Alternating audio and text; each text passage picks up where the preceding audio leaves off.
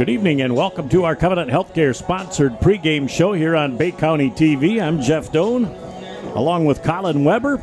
Colin, it's a pleasure to have you with us tonight. It's a pleasure to be here. Thank you. Well, we're in need of somebody, and you were our expert that just kind of fell out of the sky in our lap, and we're just appreciative that you can come here and help us out tonight. Expert's a strong word. I'll just try to do my best to, give people insight a little bit on what's going on. Well, you played for a couple of years for Bay City Central. You've got some history with Larry Jacob, the head coach there, who's also a pretty good guy, and a spite from being coach. Yeah, great guy. Larry was my first travel coach. He was. I actually played up when I was a kid. My dad moved me up a couple of age divisions to play for Larry, and he was instrumental in my development as a player. Tonight, a very special purpose in mind for the game, as it will be Relay for Life. And actually, as far as soccer goes, I'm pretty impressed with the crowd. Yeah, it's we got a drizzly night out, pretty chilly out, but we got people out here supporting the cause. So that's really exciting. It's a really cool environment for these players to play in. They're in a stadium under the lights. That's kind of rare for high school girls soccer, high school soccer in general, really. Well, and that was part of our goal in coming here, was the fact that a lot of these games are not played on the football fields. They're played behind, which makes it a little tough for us to be up high enough to get a good angle to film. Yeah, it's you want to be able to broadcast a game and give people a good insight. So it's rare for high school soccer to get that, and it's a really cool experience, and I'm happy to be a part of it. Well, we're glad to have you along, Colin, as the Garber Dukes are practicing to our left, and we're getting close to the start of the game, and the dampness of the field really shouldn't have a major effect on the ball. It should slide the same way. It's the only thing you worry about is planting and sliding and having that slight groin strain. Yeah, as a defender, so I was a defender, and as I played in my college career and high school career, this is not ideal for us. We want a firm surface. You're going to slide. It'll be interesting to see if any of the players have extra studs. I mean, you can use metal studs, so some referees allow it, others don't. That's something to keep an eye out. So if they do use metal studs, it'll be a little bit easier for them to keep their footing. But I look for people to slide a little bit tonight. Well, we'll find out how it all shakes out in just a minute. We'll be back as our Covenant Healthcare sponsored pregame show ends, and the game will begin in just a couple of minutes right here on BCTV. Where did this rash come from? Hold on, let me see. Could be bed bugs. Oh. Mom, Grant says I have bed bugs. Let's see what the doctor says. Introducing Covenant Virtual Care. Real-time video doctor visits, e-prescriptions, and follow-up. Now extraordinary care comes to you. See, it's just poison ivy. Smart advanced. Learn more at covenantvirtualcare.com. Number 19, Cassidy Berry. Number 7, Asha Callahan. Number 8, Zoe Gale. Number 20, Riley Galliner. Number 5, Cassie Gordelushian.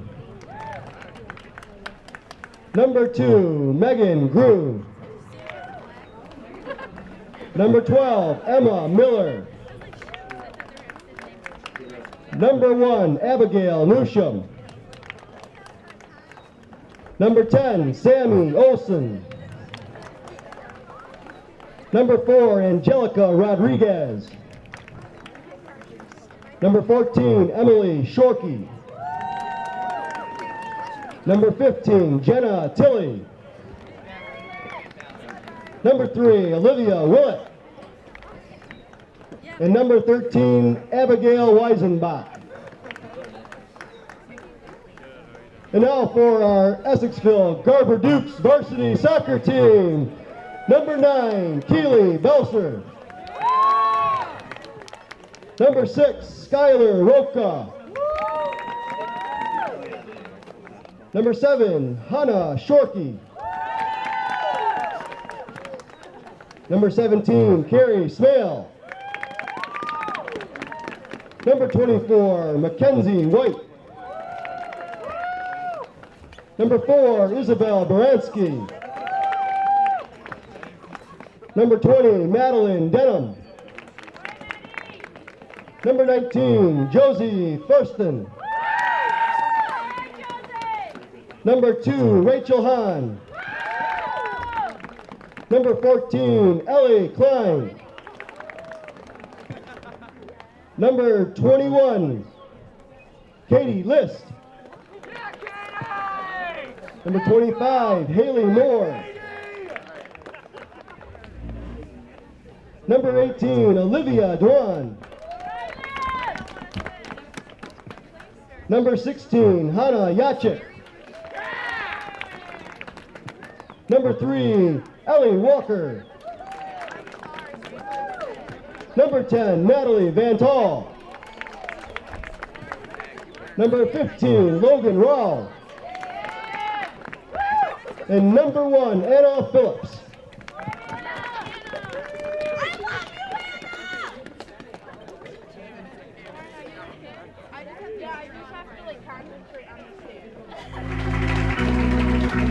How's married life? Are you ready to have a baby? Baby, baby. How about that baby? Ooh. I'm not getting any younger. When you are ready, with the only neonatal intensive care unit in the Great Lakes Bay region, Covenant is the safest place for your delivery. Go to mycovenantbaby.com. Good evening and welcome back. It's the Relay for Life game at Garber. The Garber Dukes will start, as always, by kicking the ball back so they can organize offensively. Yeah, they play backwards, look to organize, and Central pushes up to hopefully create a little bit of space in behind their midfield.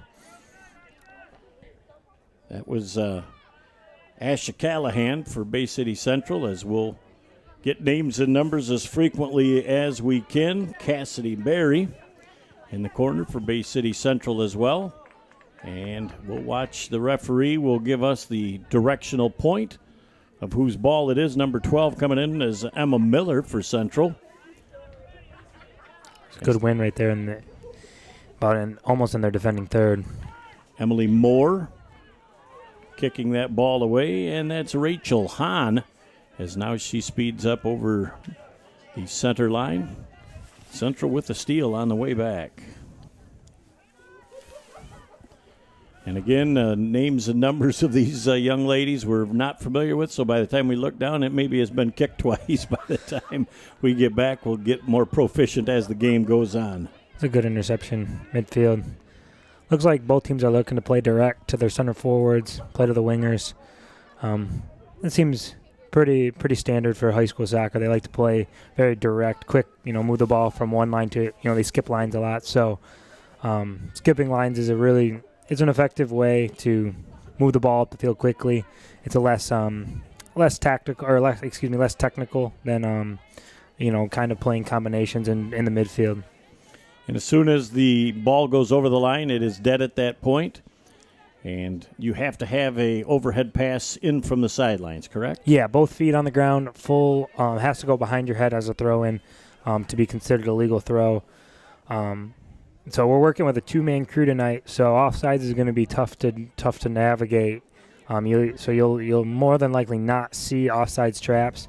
It's a little bit difficult. Typically there's a center ref and two ARs for conference games. Today's obviously not a conference game, as this is more of a county game. So you'll see, two referees here, one on our side and one on the far side, trying to both do the job of a center and an assistant. And that's got to be tough. I'm an official, too. And when you go from a three-man system to a two-man, your whole mindset has to change, and it makes it a little tougher. You got to think more. Yeah, it does, and it's tough on the players. So right now, this ref's in a pretty good spot right here on the near side. He's got a good spot as we see a shot go just wide and wide right. He's in a good spot right now for offsides because there's not – so offsides, I'm sorry, I'll jump back to that. Right now, there cannot be an offsides call on Garber because the ball is inside. Everything is in their defending half. Mm-hmm. So you have to be past half and then second to last defender, which is the last defender before the goalkeeper. That can change as if a goalkeeper steps out. That's a fluke situation. Very rarely do you see that. Especially probably at the high school level, as both of these teams are really trying to feel each other out and get a flow for their game offensively. Here comes the first real opportunity for Garber to get the ball on the Central defensive side of the field, but Central very quickly kicks that ball back out on the side. Hahn did a really good job of pressing Grew right there. Center back is a very technical player there, number 2 for Central. High-quality player. Was pressed very well, just got rid of the ball. Smart play, no need to play out of that situation. You're in danger. You're 1v1. Back, you're facing your goal. So, well done there by both players. Abigail Weisenblock trying to continue the offense. She seems to be very offensive-minded as Asha Callahan trying to make something happen offensively as well. And the Garber Dukes are going to get that ball back over to the offensive side of the floor. It's interesting to see right now. Hahn looks to be playing like a center striker by herself, but the wingers are doing a pretty good job of combining. They kind of switched to a 2 attack here. Number 6 and number 2 for Garber are both playing center forward right now. A little bit different than it was previously, where they were playing one center striker. As number 19 for Central dribbles up the flank. Good job defensively, getting organized, putting numbers behind the ball. And we're in to an attack here. Callahan's going to press. I can't get there. Nice defense that time by the Garber girls to keep the Central offense. So as they're cruising down the field, then we call that dribbling. Yeah, dribbling. It's not much like basketball, except the ball doesn't bounce. Well, it's the same, only different. Yeah, the same but different, exactly. I like the terminology with it. And over the fence, the ball goes. And I guess they don't have a spare one on that side, so they'll send one from the back. Do they have a ball boy? Yeah, they have ball people on both sides. Yep, they've got them on both sides, and one on one end. I don't see one on the other end, but we've played about 5.5 minutes of the first half, which is a 40-minute half. No score between Garber in the dark and Central in the white.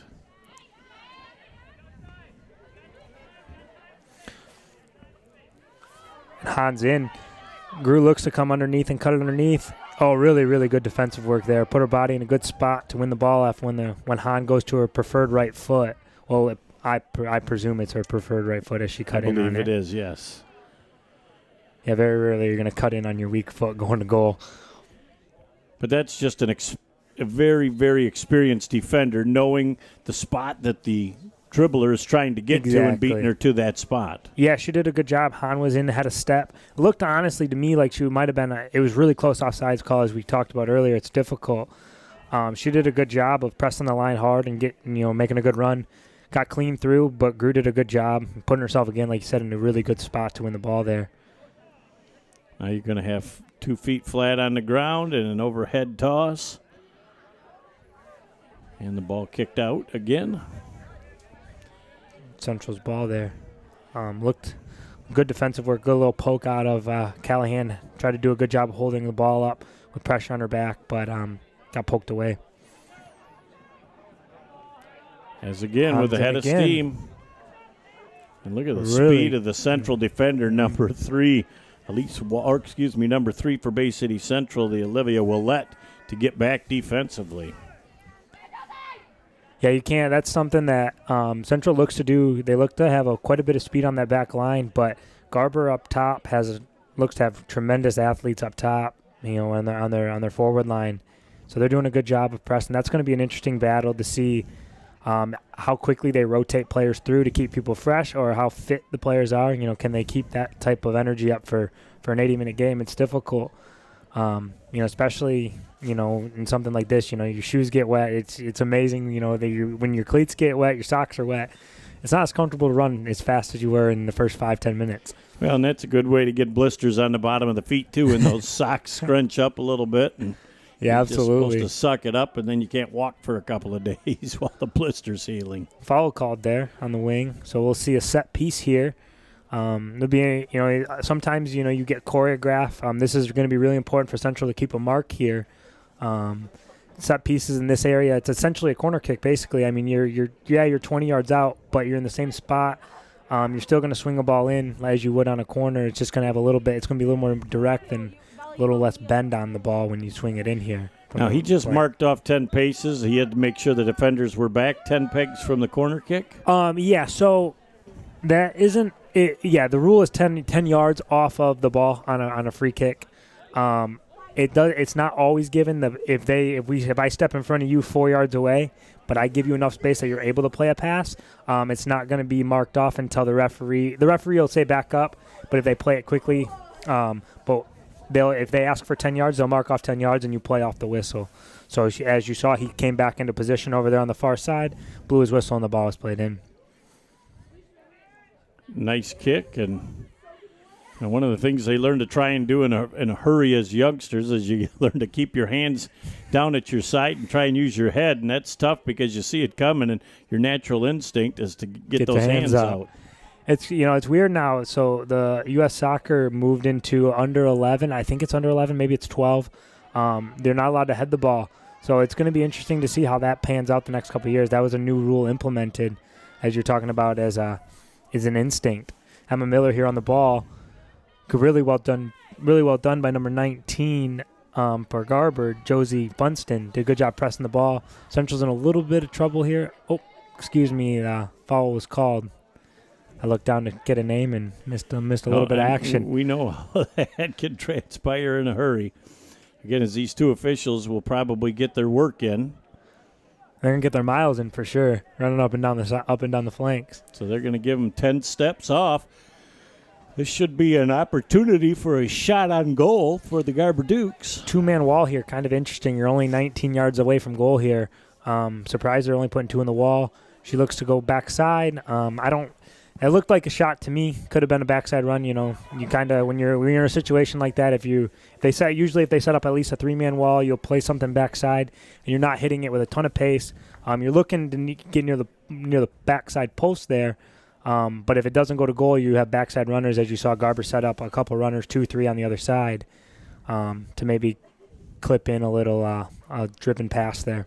So that obviously is a timing play where you want somebody coming in for the corner, but Hannah Jacek sent that thing wide, and now Bay City Central's coming back up the field with number 13, Abigail Weisenbach. As the ball goes out of bounds, it'll go back over to Garber.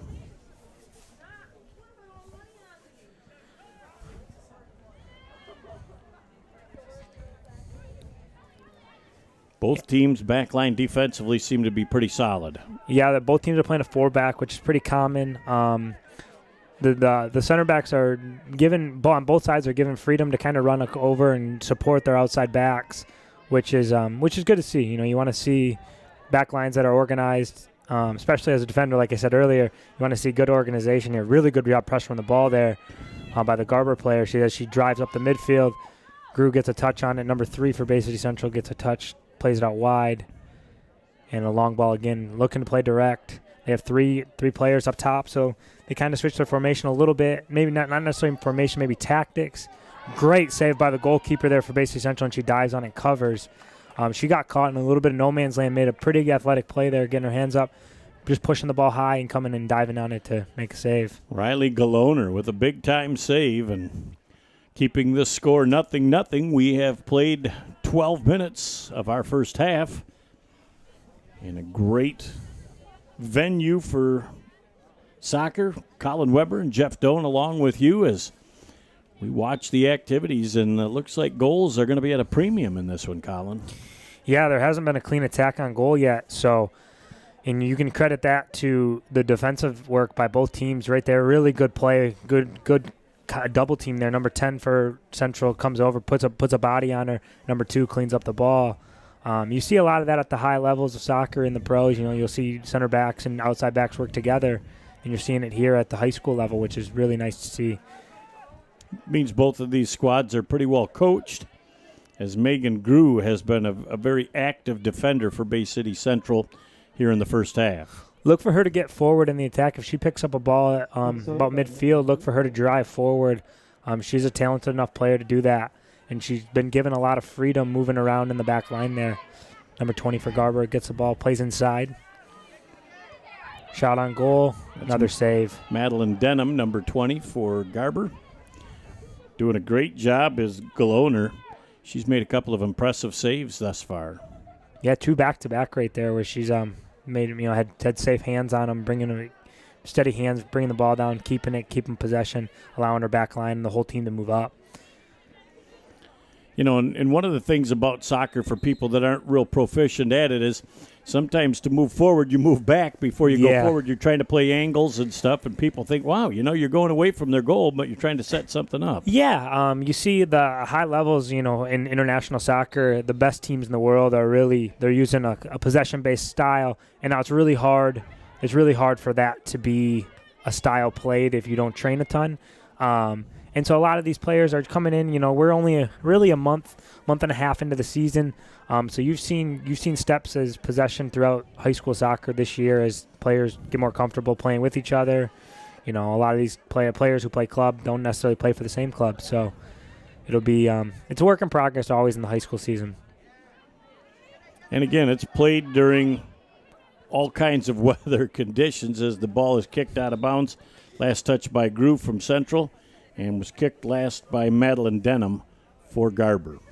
Yeah, it's funny you mentioned that. You know, today's 40 degrees and rainy. I was at a game on Wednesday watching my little sister play, and it was, you know, 85 and sunny, and they were almost considering water breaks, playing quarters instead of halves like you traditionally do. It's got to have the hydration breaks when it saves a lot of time to take a little time, because obviously one or two people that cramp out bad are going to slow the progress of the game down. Now, if somebody does cramp or injury, is that a stoppage of the clock, or does it continue to run? In high school, it will be a stoppage. If someone's injured, they'll hold up a stoppage. They'll stop the time. The timekeeper will pause the game basically, and they'll take care of the injured player. In the pros, they don't do that, or in college, it's not done that way. But in high school, it's that way because of our clock. Now, number 5 for Bay City Central that just had the ball is a last name of Grodelution, and she's an exchange student here for Bay City Central and going to have some fun this year. And we've worked hard at her name, so we want to make sure that we do a little justice to the Grodelutions of the world. Good step right there. That's an interesting play right there. She kind of broke her line to step up and make a play. And you don't keep possession there, but you kind of slow the attack down, which is good because Garber's putting some pressure on right here. They've had more. The run of play has been in their favor. At number 3 is Willette. She's been, along with Grew, a very active defender for Bay City Central, as Garber has had probably the only 2 quality shots on goal here in the first half. Yeah, Central's only had 1 attack and went wide, and he was well wide. So, yeah, there's only been a couple shots on goal. Garber's put a couple wide, too, so it'll be we'll see what happens here. Central's they're under pressure right now. Backline's holding pretty strong. The midfield hasn't been as involved as you'd like to see. You want to see those players get on the ball more, get more possession, play some passes, ping the ball around a little bit more. As I say, that Central gets a little bit of a run. Number 5 dribbling forward, gets it touched away. Garber defender picks it up. Looks to send a long ball, gets deflected. Central does a good job stepping in front of the ball. Their number 13 on the ball for Central takes a shot on goal. Goalie gets in front of it, blocks it with her leg. Weisenbach for Bay City Central.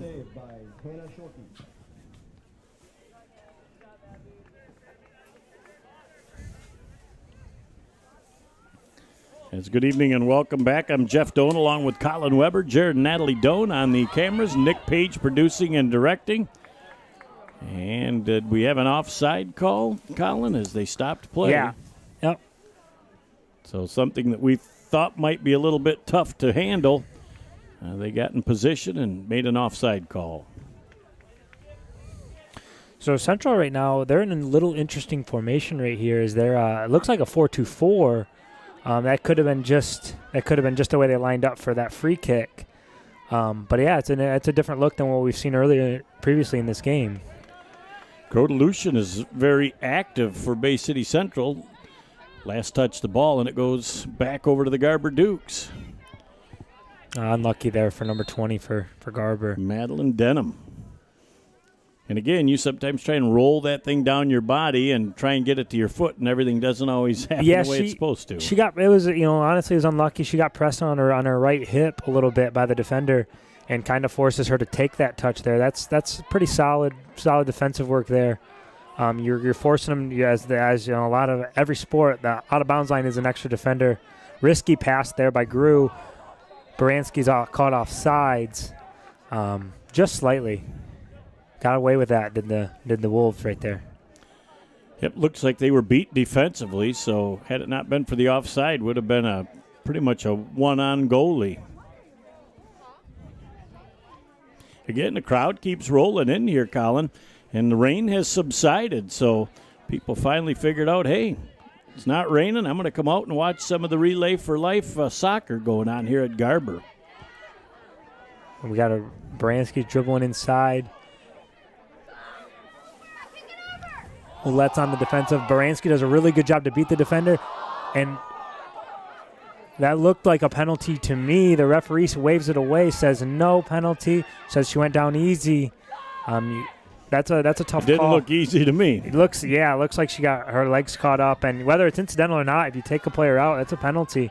And unlucky for the Dukes there to not get a penalty call. Now, penalty would cause you to be one player short for a period of time? A penalty, so if you commit a foul within the 18-yard box, so there's 2 boxes on the field. Right. In the big box, if you commit a foul, a handball, you trip someone, you push someone, it is a penalty kick. So there's a line in the middle of the box, 12 yards away from goal, and you get a shot 1v1 with the goalkeeper. So that's a good opportunity that was not given. There's another shout for penalty there that was not given. That looked like a good defensive play to me.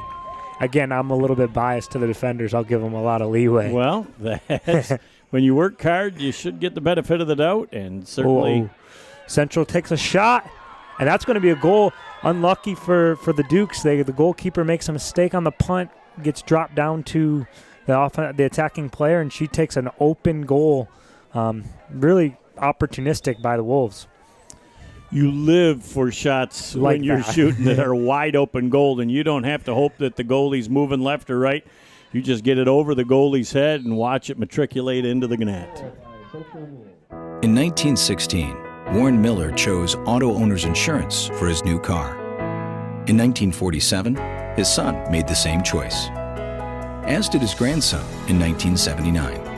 And today, his great-granddaughter did the same.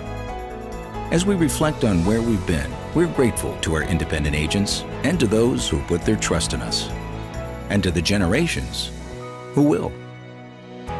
Auto Owners Insurance. Plum Harris Insurance Agency in Bay City is your local independent auto owners insurance agency.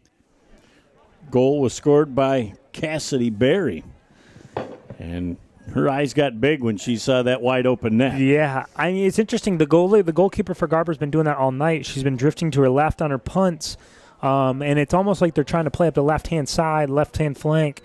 Unfortunately, that punt didn't come off for her, and it drops right to the attacker. Barry puts it away with ease, and she did it. She was cool as a cucumber right there, putting that ball over the goalkeeper's head.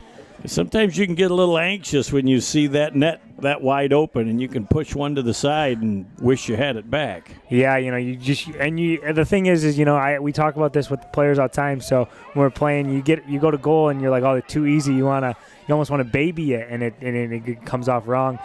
And Garber comes right back with a great ball played in from the left-hand flank. Runners on the back post, 2 of them slipped by the first one. The second player put it away. Looked like Madeline Denham, number 20 on that goal. Was it 25? Haley Moore. I think Denham was the inside runner there. Both players had a good shot. The goalkeeper makes a diving attempt, doesn't work.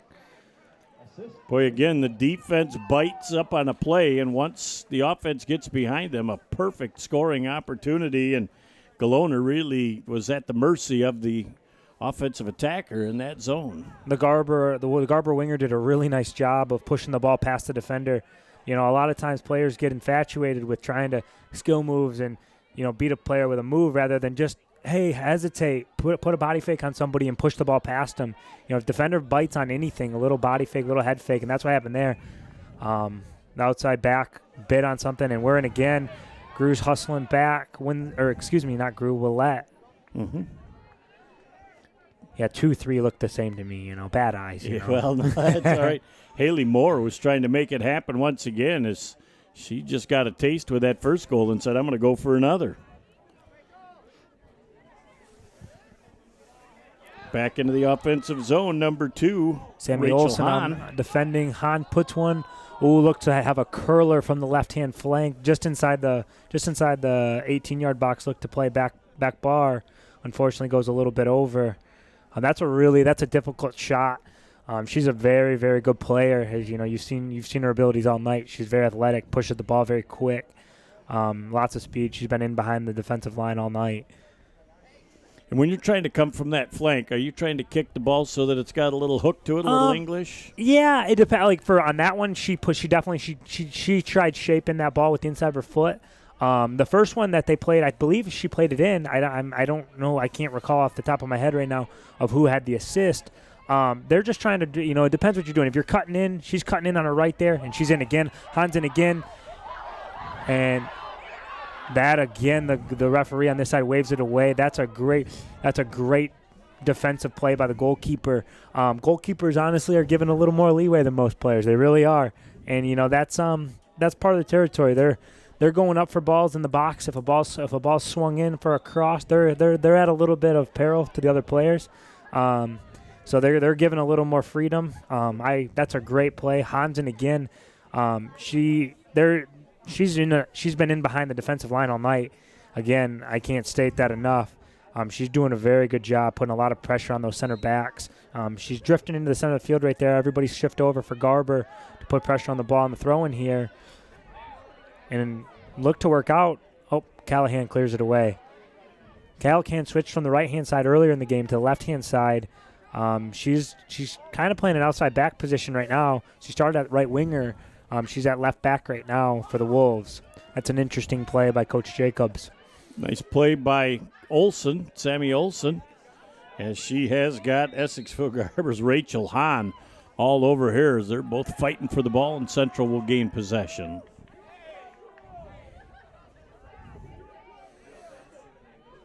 So that inside a certain area, they could kick that ball in from the side. They must have called a foul there on her back. She did press her really hard. I didn't really see where the foul was, but she's all over her back. Some referees, that referee over there is a little bit less. He calls a little bit more. Good block by the defender there, but unfortunately goes to I guess it'd be the attacker on that. So she drifts to her right here, the goalkeeper. I believe it's Hannah Shorkey, I believe. Mm-hmm.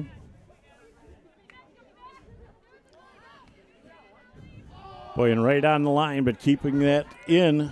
Yeah, ball has to go fully over the line for a goal or an out of bounds. Play the ball right on the edge there. So number 16, Jacek, kicks it down a little farther than her offense can make it. There she goes. She's going to drive forward, plays a long ball.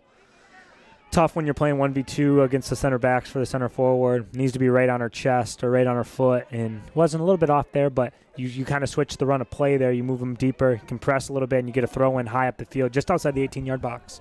So Natalie Ventold defensively. Last touches it. It'll go back over to Bay City Central as Zoe Gale will get ready to put it in. Callahan takes it. The left back comes up, so you can create a numerical advantage on the left-hand side. You get your left back and your left winger as well as a striker on this side. Kind of wasted right there. You kind of just threw the ball over her head, and you need to give her a shot, unfortunately. Good pressure there. Trying to press the ball. They're pressing the ball. Garber clears. Unlucky right there. That's what you want right there. Your center back, as your left back is pushed high for that throw-in earlier. She's pressing the ball high. The center back slides over. Both center backs, as well as the right back, all slide over to the ball side. And the left center back looks to bring it down. Unfortunately, comes off her midsection and her hip and bounces out of bounds. So you could substitute during stoppages of play. They just want you to expedite it, but the clock continues to roll. Yep. So on your throw, you can always sub if it's the other team's throw in. So if Central were to try to substitute right now, they would have to wait because Garber does not have anyone come in to substitute as well. Okay. If the throwing team is substituting the non-throwing team, or I guess it'd be goal kick. On goal kicks, you can sub. Both teams can sub. Corners, it has to be the attacking team has to have. Oh, and they got another offside, it looks like. Yeah, close call. Backside. I don't know who he exactly called it on. There's a lot of soccer experts in the stands that didn't agree with that call.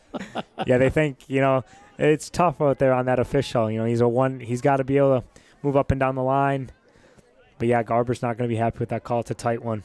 Well, they looked like they definitely had a man advantage going in on the goal. Yeah, they've been playing backside a lot. Hahn's in, and she's in clean right now. Number 10 for Central's coming in. Hahn pushes it to the end line. Cuts it back to inside the 18. Grew makes a really good play there. You can see her acumen for the game is really high. She stepped across. She's facing away from goal. Her right foot steps to take away the cut back to the top of the 18, and Hahn tries to come back, and she drops her back leg, her left leg there. That's interesting. And they're in trouble, and Garber put it away.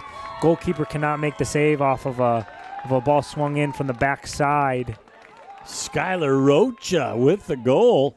And we went for quite a while without anything, and now we've seen 3 goals in the last 5 minutes. Garber with a 2-1 lead over Central.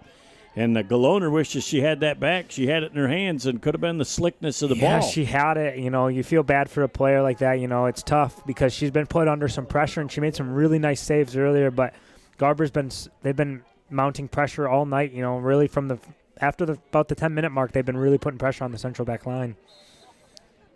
As we are now down to the 11-minute mark of our first half. Interesting to see Central just do what they just did off the kickoff, so you don't have to play 2 touches any longer. There used to be you had to play, if you wanted to play backwards, you had to touch the ball and then play it backwards. Now you can play backwards or forwards without a first touch. The second touch isn't your directional touch. I mean, you could always play forward if you wanted. Very rarely do you see that. I'm surprised that they put a touch. They put 2 in the center circle there to do that. Callahan does a good job holding it off. Ball's still in. Nothing. And there's not much there you can do as a defender. Ball gets played out. Miller's on the throw. Bransky brings it down. Central's defense seems to be playing very, very high, and it gives you an opportunity to get the ball back in your offensive end. But if you get beat, you must have speed defensively to get back and recover. They do have the speed. They're just unfortunately their matchup right now isn't great. Honestly, Hahn's going backside, creating a lot of space for herself on the left-hand flank.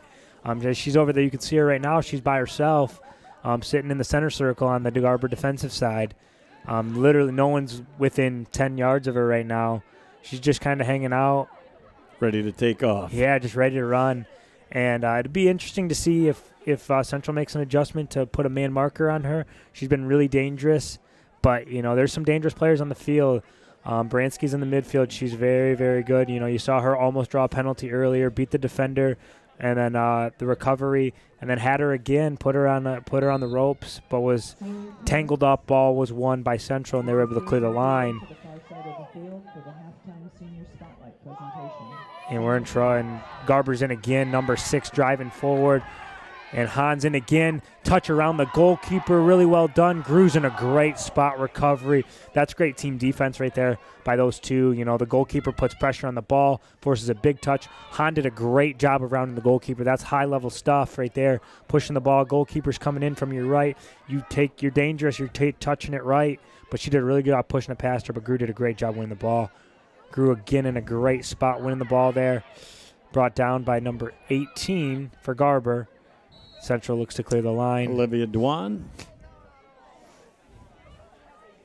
Foul called there. That's a tough one because Central, the foul is called against Garber. Central gets the free kick. However, the Central player had the ball 30 yards away from. I mean, it is on the defensive side, so that's difficult. But as a player right there, if I'm on the ball there, I want the advantage call. So that's something we haven't seen a lot. If there's a foul committed, but the team that has been fouled has an advantage that they're able to retain possession, push the ball into an advantageous position, the referee will wave on and call for advantage. We haven't seen any of that this evening. And both teams trying to substitute, getting late in the first half right now as fatigue does become an issue. And your conditioning is imperative as you get to the last 7-8 minutes of each half. So you see Callahan on this side for Central playing wide, much like Hahn was. She's by herself. She's got much more space. She moved up to the left wing here, drifting back. Garber pushes the ball over the top again. Central goalkeeper comes and collects without any pressure. Central continues with that 4-back defensively, which it looks like both teams continue to employ. Yeah, I think we'll see maybe something different if the score holds. By Central, they might push another player forward. Try to create a little more offense. Right here, we got a battle. We'll do a 1v1 duel. Great job, good turn. She puts the ball on the bottom of her foot and turns. That's excellent. Nicole Van Tol. That's a good job. She puts the defender on a hip and just rolled the ball over with her studs of her cleats and put her on the opposite hip and turns. She was fouled on the play. Bransky picks the ball up from Ventol. Is 1v1 with Callahan. Looks to push it by, and she does. Just a big touch. She looks to use her athleticism to push the ball by. She looks to be displeased with the call. Maybe I don't know what the referee called there. I thought he called the throw-in for Central, but that's what I thought. He was pointing towards Central, and it doesn't look that way. It looks like Garber got the call. You saw Callahan at that point stretch in. Look to have a little poke challenge on the ball. You try to have a poke tackle and challenge Bransky again. She's in a 1v2 here. Good job. Miller cut off she used that sideline as an extra defender. Used a good angle there when she pushed the ball by her, certainly, but you put her in a good spot where it's difficult as a defender. For the defender, it's a good spot. It's difficult for the attacker. Good cut back by 25 there. Grew picks it up, trying to drive it in the midfield. That was Haley Moore with a great move. And there's some talent out here. These girls on both teams, you can tell that they play some club sport too, as this isn't just a spring sport for them. That's an illegal throw right there. So both feet were on the ground because you have to pull the ball all the way over your head. And she went right to the top of her head and let it go because Bransky called for a quick ball in. And she got it just illegally. As they fight for that ball in, as it is kicked by number 15, Tilly. Now kicked by 21, Kate List, as they try and get the ball in offensively, and it's kicked out of bounds and goes back out to Bay City Central. 5 minutes left in our first half. Central's on a 4-3-3 right now. You can see number 7 right here on this side's playing a winger. They have a center forward, and I can't tell the numbers backside. They have 3 center midfielders, but they're getting stretched. You can see right here there's a gap. There's 4 players high, 7 players deep, and there's 15, 20, 25 yards in the center of the field that are not being touched by anybody in white. And that's where you're starting to see Garber start to exploit them a little bit, is they're starting to play combinations. They're able to get in the midfield. Bransky's doing a good job of getting on the ball early. And she's trying to take one player's 1v1 a little bit too much, it appears to me. He needs to probably move the ball a bit more. But there we go. We see a combination. Bransky on the ball. Plays in behind. It looks like number 18, I think it was offsides had she been able to make a play on the ball. Goalkeeper collects. That is Galoner. She's been active this half. She has been a little more active than she wants to be, and she's made some great saves. And that second one is the one she wishes she had back. That thing slipped right through her hands and kind of trickled into the net. And that's what happens on days like this. So we'll see what Garber does here if they decide to play out. I think the outside back makes a 1v1 play and does a good job beating the winger. Bransky makes a great tackle in the open field. Good run. And we'll see what they do here. Grew wins the ball, plays a clearance, clears her lines. Bay City Central has spent very little time in the last 20 minutes of this first half in the offensive end. Yeah, with the exception of the goal, they haven't been down there a whole lot. I think they've only got 2 or 3 shots. I know they put one wide, they had one on frame and a goal, so at least 3. Nice move by Bay City Central to finally get that ball into the offensive zone. And Grudeliski kicks it into the corner. And she's going to battle with number 8 out there, Zoe Callie. And try to push the ball past the winger. Does Zoe, is it Gale? Mm-hmm.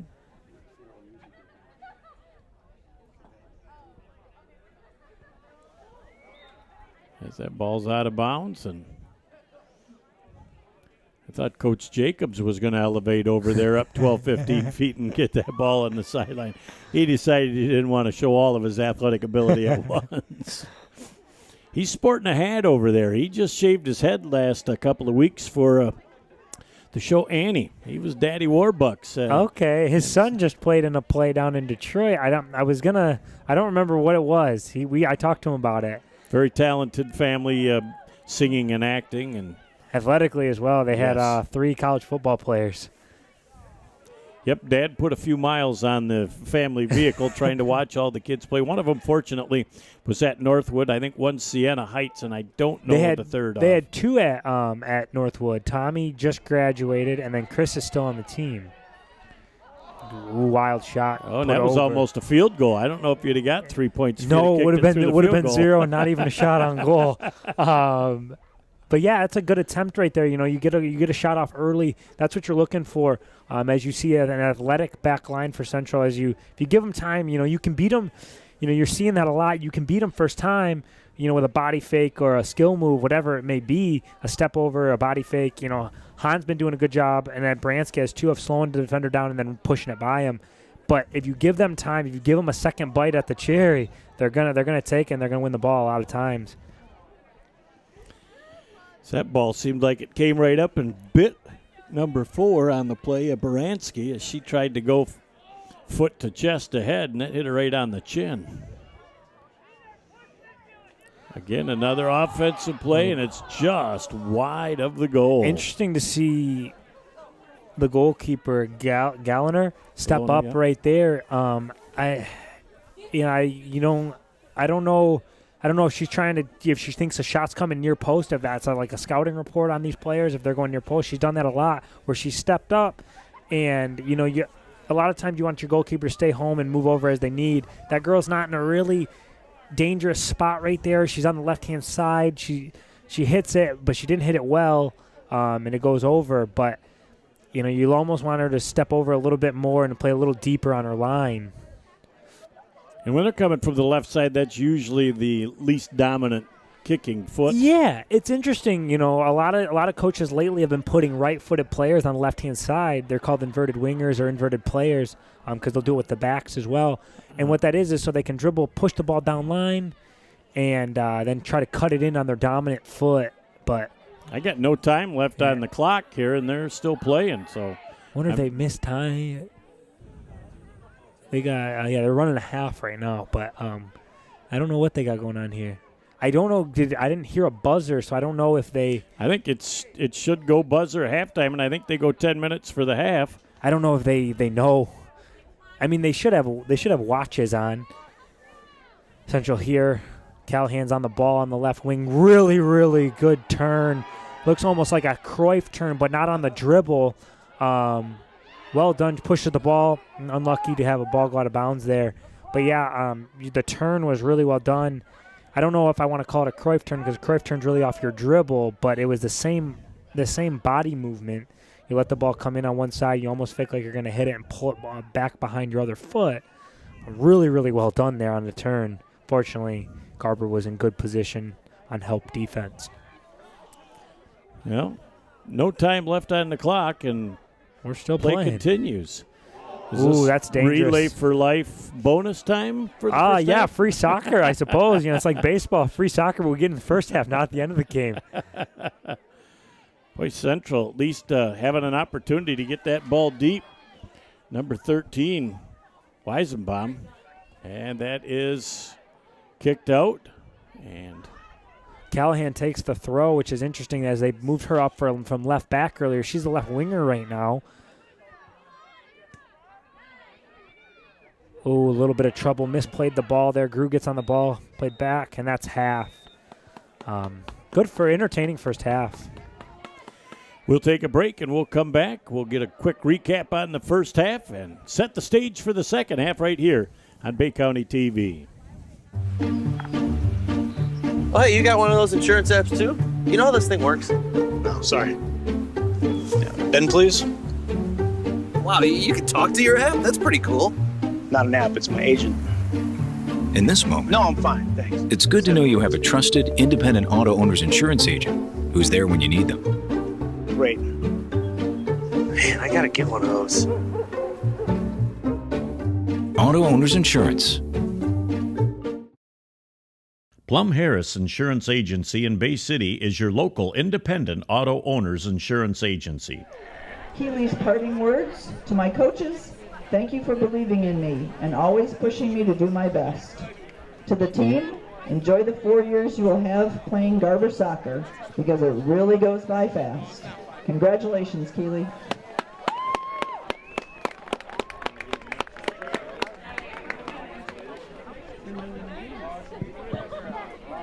Skylar Rocha, escorted by Ray Rocha. Skylar's favorite soccer moment: meeting my two best friends, Jordan and Maya, sophomore year. Junior stadium game victory and my first goal against Millington this year. Skylar's future plans are to attend Saginaw Valley State University to become a registered nurse. Skylar's parting words are two wise quotes from Coach Stewart. No boys during soccer season, including brothers, because they bring their hot friends. And don't get your trucker's license during soccer season. All joking aside, thank you Coaches Stewart and Betzold for playing me in every position available and making me a better soccer player and person.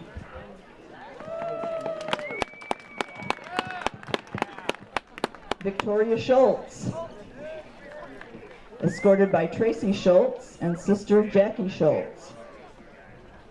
Victoria's future plans are to attend Delta this fall to study fine arts. Victoria's parting words: we step on prickly plants that spike our interest. I'm sorry, let me start again. We step in prickly plants that strike our innocent feet to tatter and make nothing of, to only achieve sweet dreams. Congratulations, Victoria.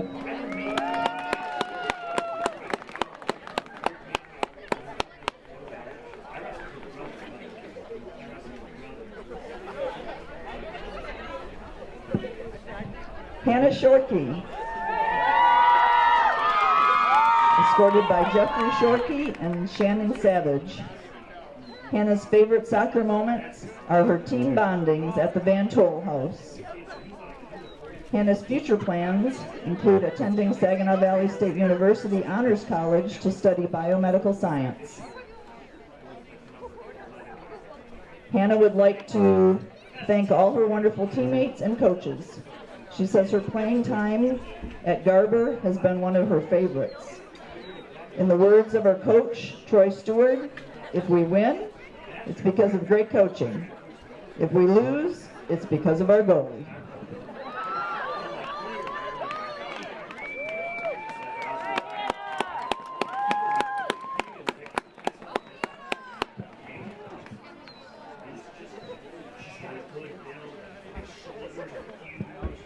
Carrie Smale. Carrie is escorted by her dad, Michael, and mom, Jody. Carrie's favorite soccer moment? 2 soccer seasons ago when the seniors initiated all incoming varsity players at Sydney's house. Carrie's future plans are to attend Grand Valley State University and become a registered nurse. Carrie's parting words: don't worry if you miss Coach's story. He will probably tell it again next week. Also, you will be okay if you ever lose a limb at a game because Coach has a tourniquet. Thank you, Coach Stewart, for all of your stories because they really are life lessons. Thanks for all you do for our team. Hopefully,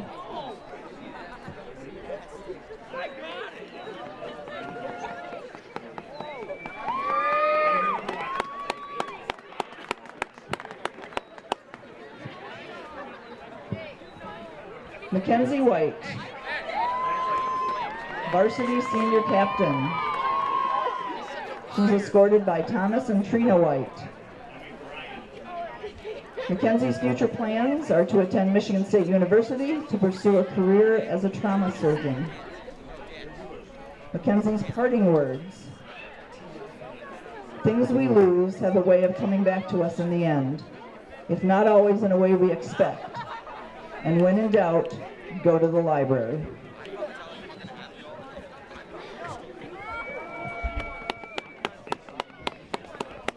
Congratulations to all the 2018 seniors and their parents and coaches.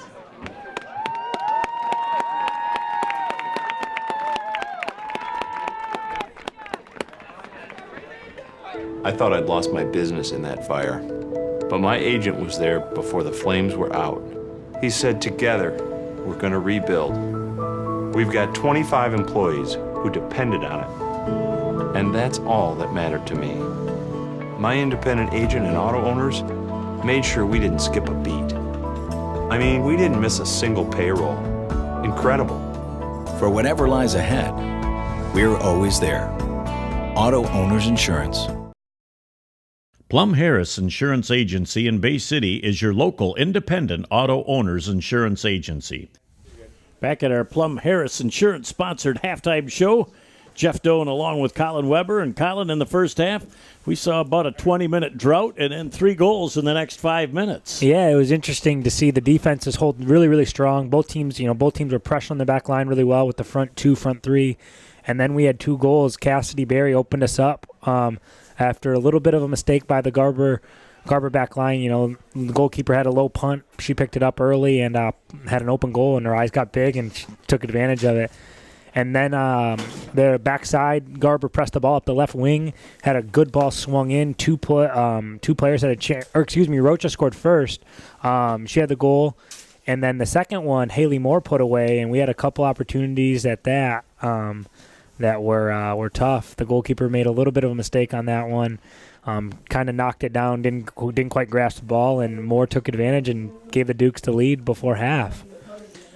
As we saw that 5-minute span, the last half of the first half was pretty much spent to the right here of the field as the Garber offense really took it to Central in the last half of the first half. Yeah, you could see that they started to settle in a little bit with the ball. They had more control of the ball. They played more combinations throughout the center midfield, which was fun to watch, honestly.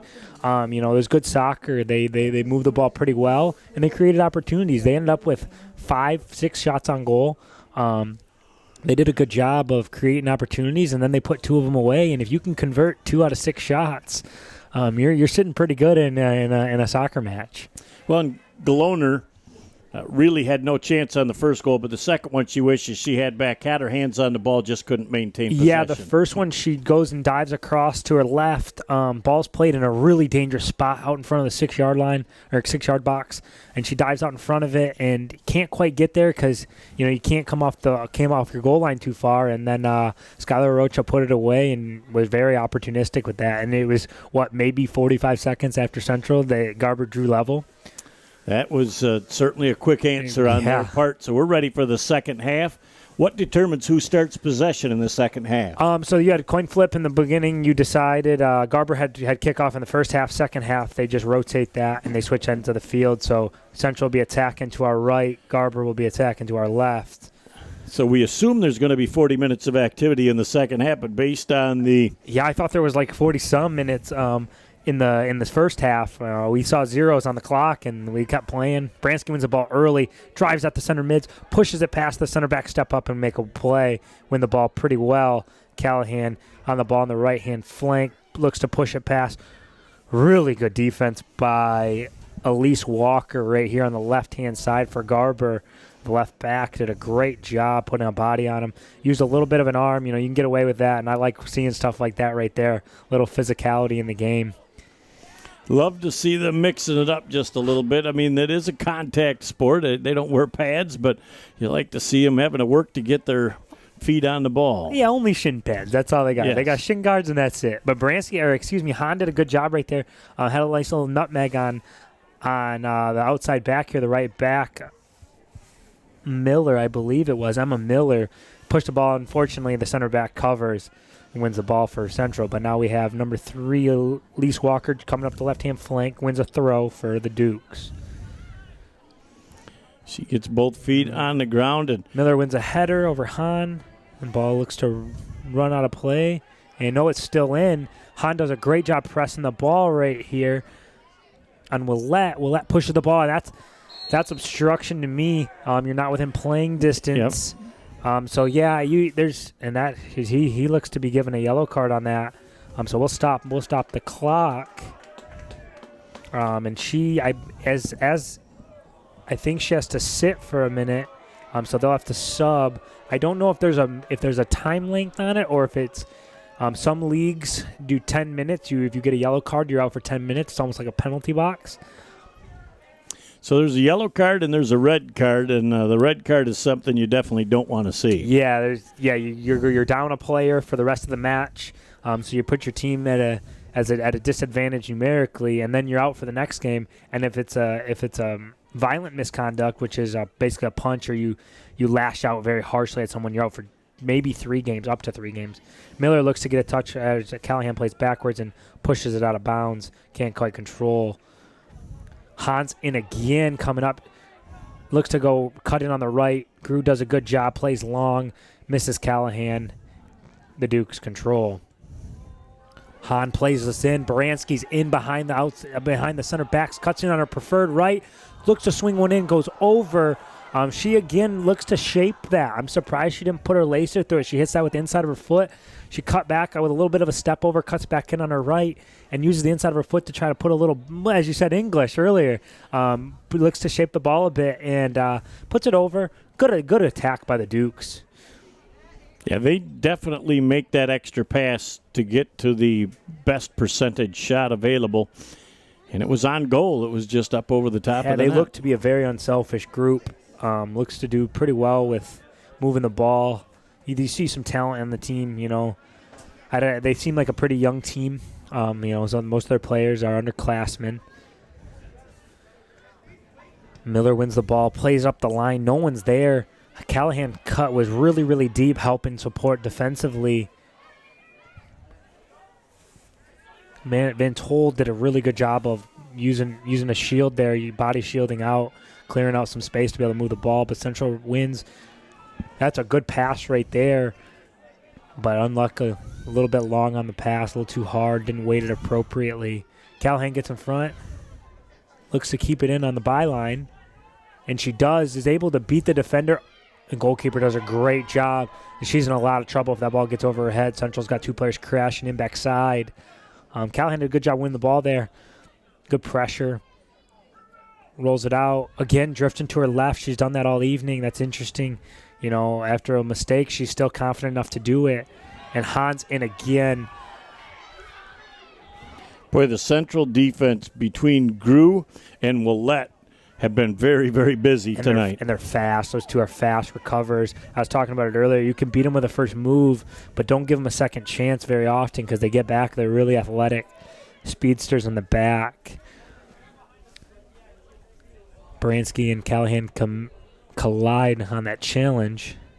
Baranski's really active in the midfield right now. Center midfield, they're really, really putting in a good shift right now, having a good game.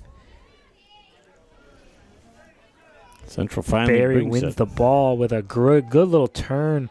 Again, shielded the player off, wins the ball, turns. But Garber, again, much like Central, doing a good job of helping in support after a player gets beat 1v1. That's a good ball right there. Hahn again. Surprised she didn't take a touch right there. Miller got a good pressure. Slips a little bit. And Baranski's in behind. Hahn played a good ball over the top. Goal owner comes out and wins a ball. It's a good play by the goalkeeper. Great action there. Hahn's doing a good job trying to get Baranski involved. They look to combine really, really well, those two. Garber has definitely had the better scoring opportunities in this match, even though Central scored first. Hahn, great touch. That's class right there. And when it goes near post. And as I talked about earlier, Galliner came inside. She looks to cover inside post and gets beat there. Han did a great job coming in, cutting in. Great move to push it past the defender, get in, touches in on her right, and she's off to the races and puts one home. Boy. Puts one home inside, on the left side, left near post. Excuse me. You plant that foot, you stop, you change directions, and the defender Quick. was lost in space. Yeah, she takes that ball on her right, and the defender's pressing in from her right-hand side and just kind of pushes it past her with the outside of her foot. She plants, steps in, and she's going to put that one away. That's a really good finish, really good play by and right by on Han. the post, too. I mean, the goaltender's got to go as far as they can to get to it, and there's just not enough time to get there. And it's, that's difficult because Han was in a similar situation, a little bit wider earlier, same on the opposite side of the field on the left-hand flank. Again, she was there.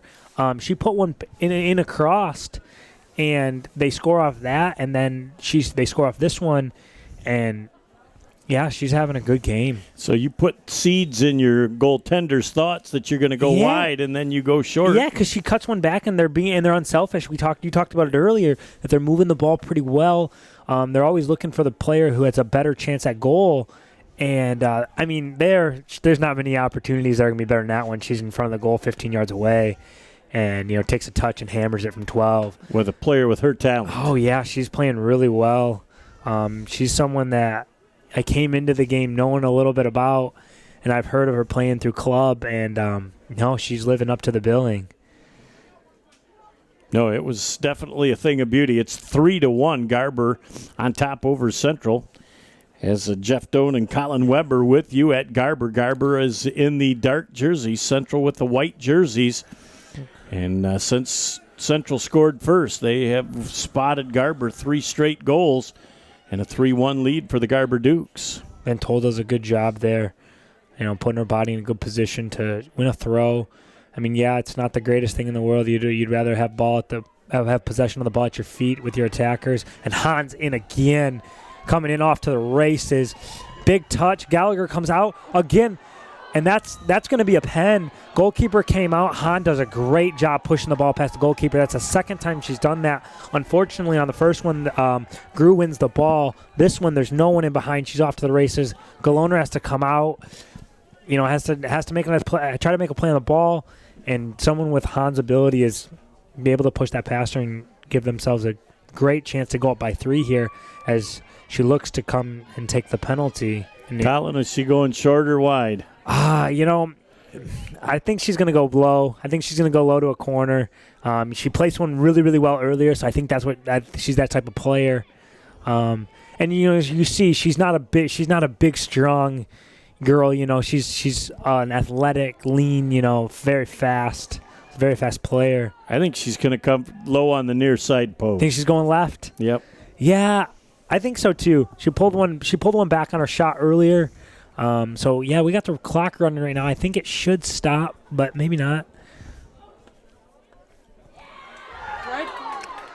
A red card. So they give the red card because that is a goal scoring opportunity. She's the last defender. You committed a foul. That's probably the right call. Han's in on goal. You're denying a goal scoring opportunity. Oftentimes you see a yellow in the high school game, but that's probably the appropriate call for the situation. Tough for Central. You're already down 2. Now you're down 2 goals. Maybe likely going to be 3 here. It's very difficult to stop a penalty for anyone, and especially against a high quality player here. And now you're down a player. And now it looks like Emma Miller might be going into goal for Central. So they'll play the rest of the match -1? Yeah, they'll play 10 on 11. And, so we talked about it earlier. I thought Central might move a player up. If they're down, they might move a defender forward to create a numerical advantage. But now you're in a little bit of trouble because, if you play 3 in the back with 10 people, that you're asking a lot of your players because you're going to play, what are you going to play? Maybe a 3-3-2, 3-4-1. And regardless, you're in some trouble there. You're taking chances no matter what you do. Yeah, and I expect them to try to take chances. You don't want to come out here, and just, compete. These girls want to go out and have a good showing and perform well. And now the referee's discussing the call with the Central coaches, Coach Jacobs and Coach Newsham. I don't think Coach Newsham is very impressed with the call. No, I have had and yeah, he just got a card as well. So he's I don't know if that was I couldn't see the color, but yeah, he's walking away. So I don't think it was just a yellow. Could have been. I didn't see exactly. I just saw the referee raise his. Now is that Michael Newsham? That is Michael Newsham. Okay. Yes. Yep. Or Mick, as we all called him. He played a tad bit of rugby in the day. He did, yeah. He's and he's very proud of his rugby. Great guy. Unfortunately, he and I had some banter a little bit about his pro club selection. He likes Manchester United, and you give him a little banter about that. He's very proud of the club. Yeah, so he's very knowledgeable of the game, and he's going to fight for his players. I remember I played up a couple ages with him, or up an age with him, and when he coached club, and he fights for his players, and that's what he's probably doing right there. He might have went a little bit overboard right there, but you like to, as a player, you like that. You like someone who's going to stand up for you. So now they're just still trying to get a goalie in. Looks like she's trying to get gloves. She didn't have gloves, I don't think. These refs are going, man, I was just warmed up from trotting around, and now at the 31-31 mark of the game, then they're going to take a break, and we'll take a quick one as well and be back right after this on BCTV. Ow, ow, ouch! My hip, my knee, my joints feel out of whack. Ow, ow, oh my! The pain, I can't take it anymore.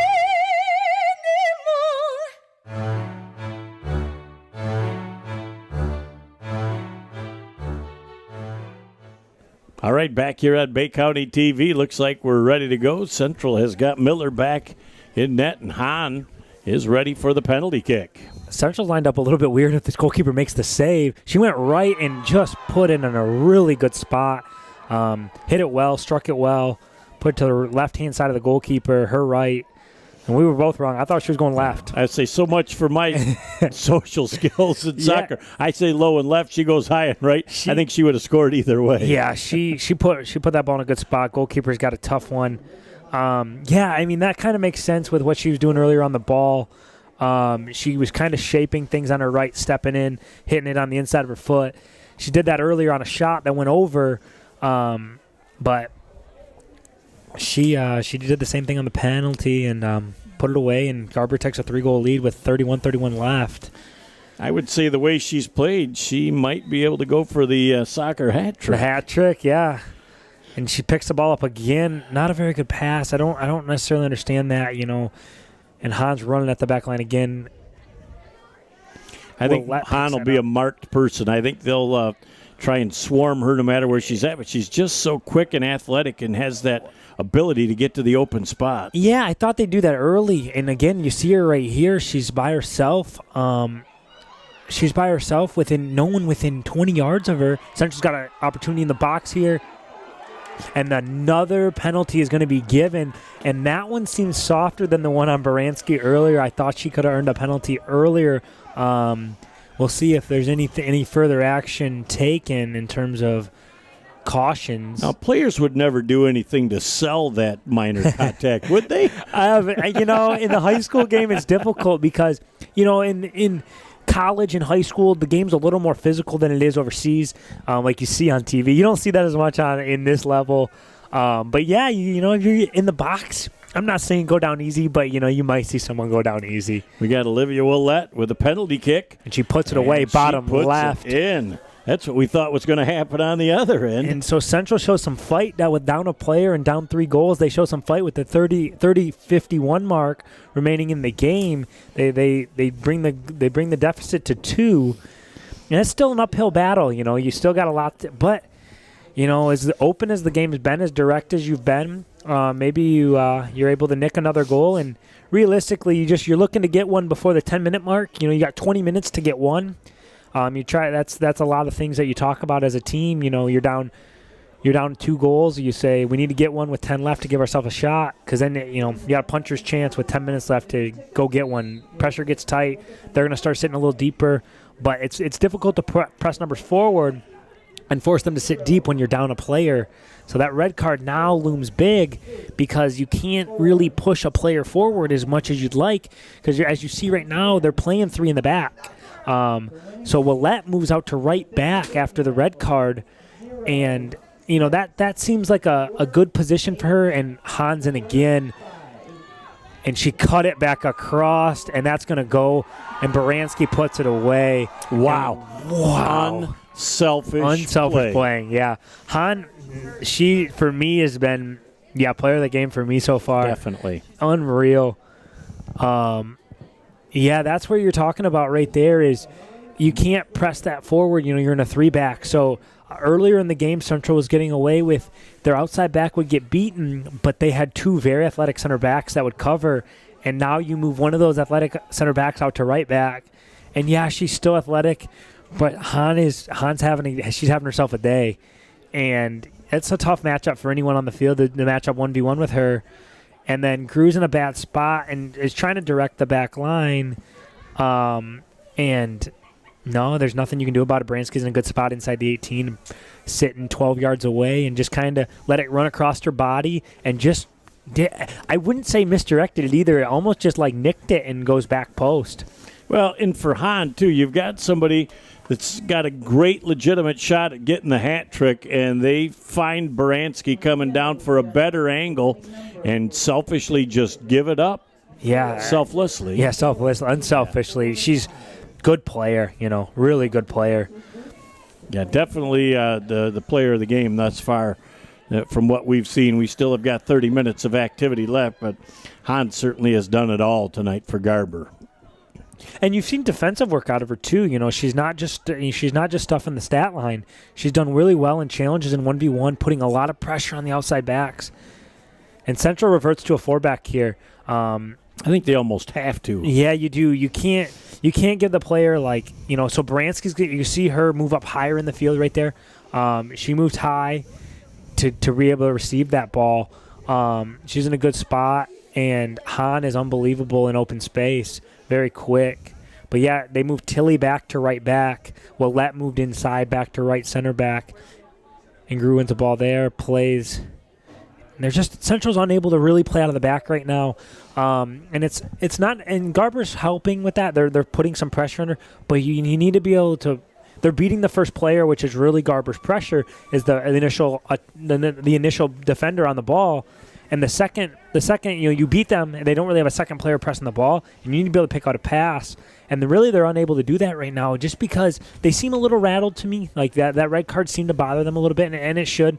You're down a player, but you're just not connecting. And Garber's playing really well right now.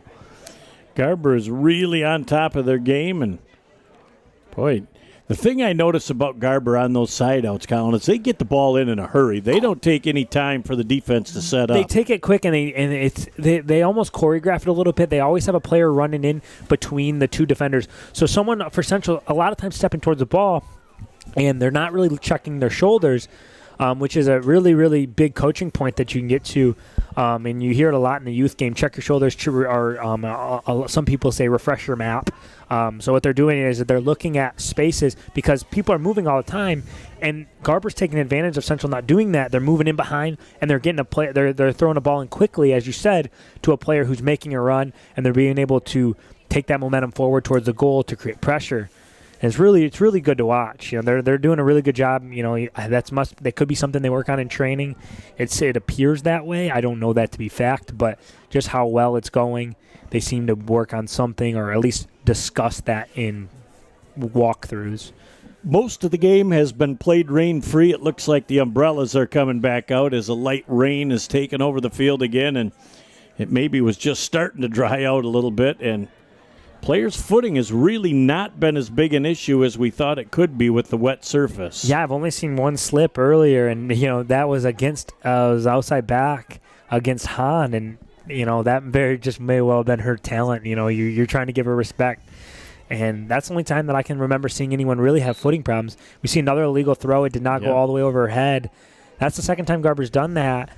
So we talked earlier. We just talked about how well they're doing on throw-ins and being able to win the ball, but they got to get the ball into play to be able to do that. And again, you saw that right there. The player came over to support the ball, and it was in quickly. We see a battle 1v1 on this near side. Ace Walker. Really well done. Good turn and finds feet. And Hans running in behind again. Gru's going to pick this one up, though. And just turned right in there. And we saw talking about Han doing everything. She puts pressure. Gru underneath pressure and is able to win a corner out of that, just putting her under pressure. And, it comes out deflection off the central player. And Garber's going to have another set piece. It'll be interesting to see if they choreograph any patterns on this. You'll see some dummy runs, that go near post and let the ball go wide. Back post. It goes a little bit farther. Be interesting to see what they do here. Just even on that last play, Han goes 0 to 60 in such a hurry. I think people underestimate how fast she is, and they go to play an angle, and she's a step past them by the time they get to that spot. Yeah, and, you want to say, we talked about her speed, but she's just as quick as she is fast. Those are, in the game of soccer, and much like other sports, it's that those are two very separate things, and when you have both of them, you're dangerous. And, again, speaking as an outside back there, she's difficult to play. If I was coaching this game, I think I would move either Gru or Willette out to outside back and put her under pressure right away. And then I would be on her back, make her push it long, and then try to run with her, And maybe you can't, but I think that those two are athletic enough that they're able to. But that adjustment hasn't quite been made. And that's a tough adjustment, You don't see players of that quality every day. She's a good player. Well, and if you overplay her, then you're going to have her the stop and the change direction move. So, you really are guessing defensively. You talked earlier about the physicality of the game, and, for the most part, this referee on the near side has let a lot go. So you can really, as an outside back, get your hands on her. You can, really put your hand. You can get on her shorts, get on her jersey a little bit, push and tug her a little bit to try to put her off a step, off rhythm. Because right now she's in a lot of space when she receives the ball, and she's running at defenders with ease. Natalie Van Tol trying to move it forward. Willette called with a handball there. Had good pressure on the ball there. Pops up, catches her in the hand. And there's going to be a free kick heading Garber's way about 35, 40 yards away from goal. So you're not going to see a shot here necessarily, but you look to see something into the box, maybe create a scramble. You set piece, you want people on the end of it, getting ahead on it to direct towards goal. But even if that doesn't happen, you might be able to catch a scramble, a scrum in the box that's going to be able to create something. And the ball's in, and Emma Miller comes out and collects, and about 10 yards away from goal. Quick punt. Not really numbers forward for Central. There was four the whole back four for Garber was set with only two. But you don't want all 11 getting back. Again, 2 on 4, it's tough. But you let all 11 get back, and, you haven't created a lot in the run of play, in terms of combination play. So you're going to try to play quickly there and try to catch them out a little bit, And unfortunately it doesn't work, but they win a throw on the far side. Good throw. And it's going to be hard for Central to beat the 4 deep because they are not going to cheat up at all. They are going to play extremely defensive right now and try and keep the score where it's at. Yeah, they're up 3. Garber's up 3 right now. They've done really well in terms of shape in the back line.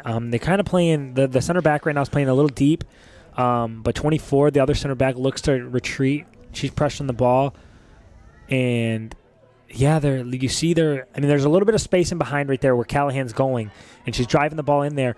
But it's difficult because they don't have numbers in the box right now. So Callahan pushing it into the space doesn't matter when there's no options in the box. So she swings one in, she's swinging it into a goalkeeper or the defenders for the Duke defenders.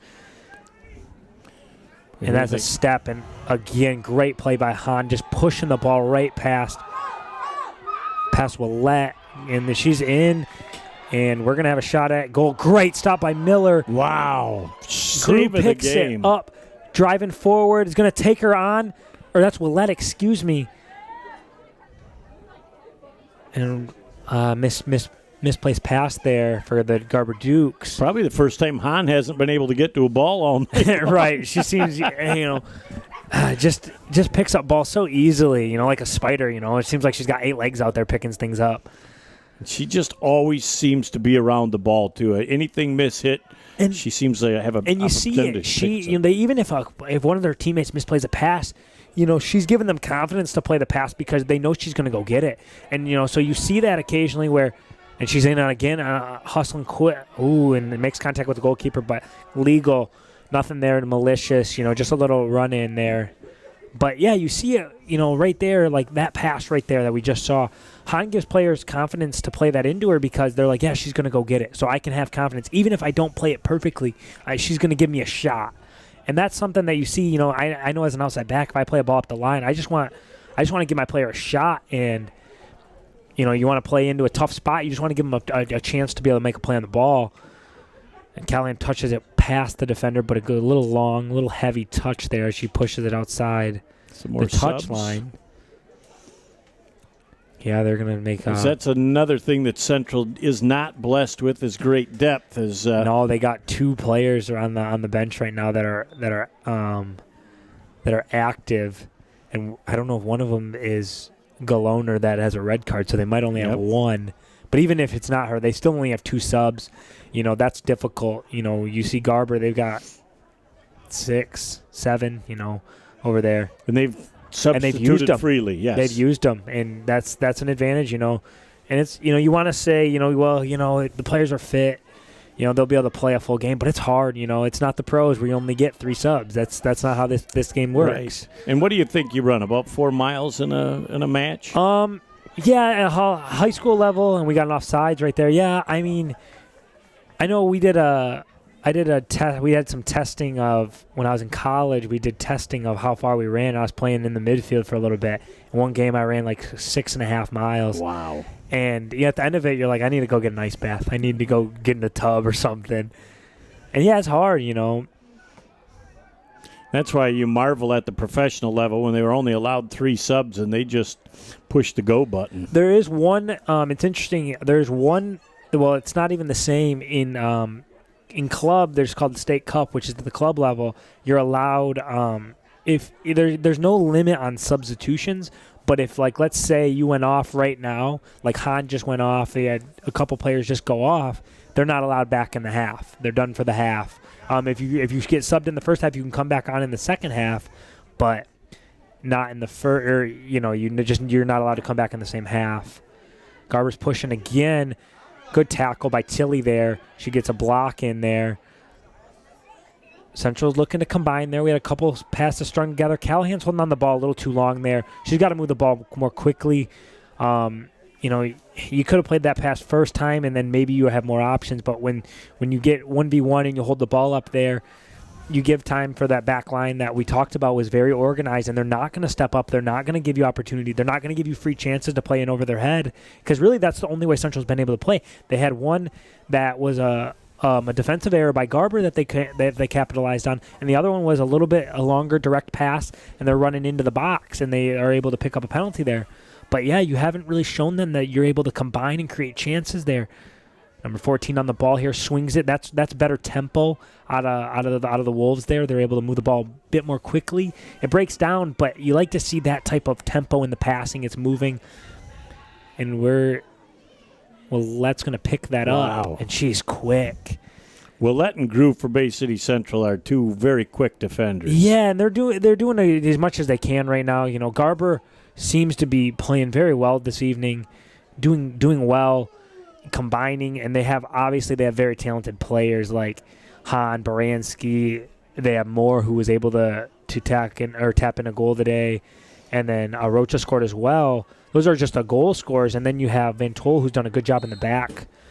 She's done a good job of being in good position, shielding off.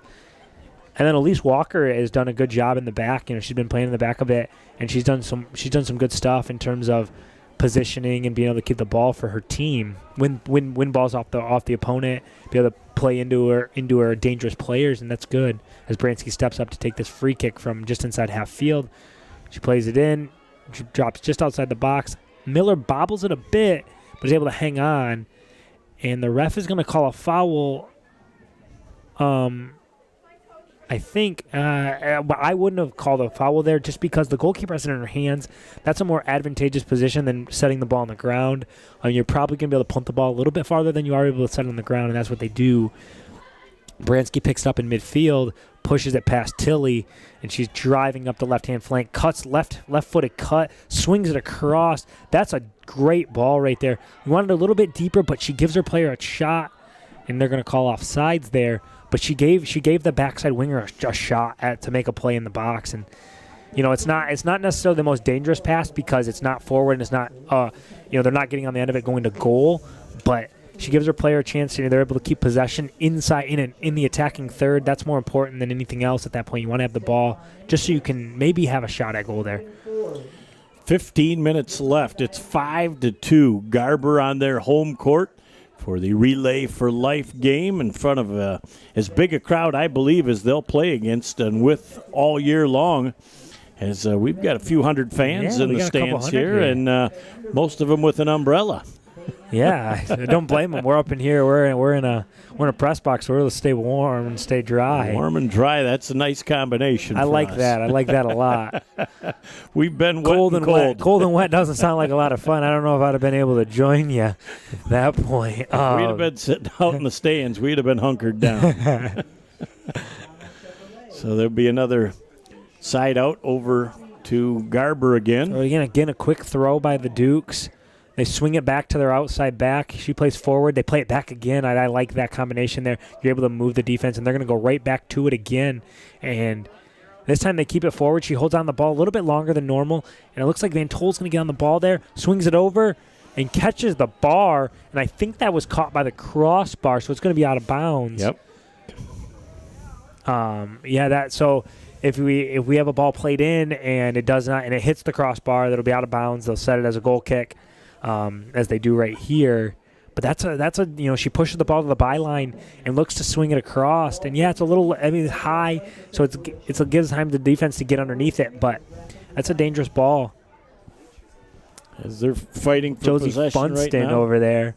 And Van Tol gets on it, blocked on her cross in. She wins the second ball. That's well done. Funston again bringing the ball down. They're just patient offensively. Yeah, they're moving the ball. And, you see them being patient up there. And, that's something that's not super common with a young team. They want to get, they get near the goal. They get a little anxious. They want to put one on target. But Garber's doing a great job of moving the ball. And Hans in again. And they call her offsides. A little bit, Baranski's going to dispute that one a bit. And I am inclined to agree with her. I thought she was even with the defender. And that's what determines offside advantage to the defender? So offsides is if they can. So Han's been in behind the defenders a lot after the ball's been played, but it's when the ball is played, as the contact with the ball from the foot or whatever is being pushing the ball forward, right? Illegal body part. Mm-hmm. If it's if they're striking a ball from deep. When the ball is hit, where is the defender behind or even with the? Oh, Han just about had an opportunity for the hat trick as that ball just eluded her by an inch. Again, she's sitting out wide, doing a good job. Van Tol does a good job battling inside. And something about Han that's really special is her spatial awareness. She's really putting herself in areas where she's able to create the most space for herself, and she's able to run in behind without much obstruction, right? So a lot of times, for me, an outside back, if I know her, I want to get my hands on her. I want to pull at her arms a little bit and just don't give her that freedom of movement. But she does a great job of creating a little Cruyff turn there. Plays inside. Oh, well done. That looked to have a creative turn there. And we're driving forward with Willette. And she battled in there to keep possession there. And that's a tough pass. You have three defenders right there. Willette and Han collide. Willette slides a bit, able to win the second ball. Tilly and Grew go to collect. Baranski's pressing hard. Grew touches it past. Han picks it up on a big touch. Baranski collects. Swings it over to Van Tol. And she's going to have a go. Miller catches and pretty comfortable save for the goalkeeper there, but that's a good strike. You know, she's 25 yards away from goal, and she made good contact on that. And Hahn was sitting in the neighborhood for a miscue. You know, just go waiting figure. to pounce on Go it. figure. We're down to about 10 minutes and 45 seconds left. 5-2 our score as the Garber girls, after Central get the first goal, have come back and scored 5 of the next 6. They've answered really well. So Central cut it to 4-2, and not much time had elapsed before Garber puts another one and stretches the lead back to 3.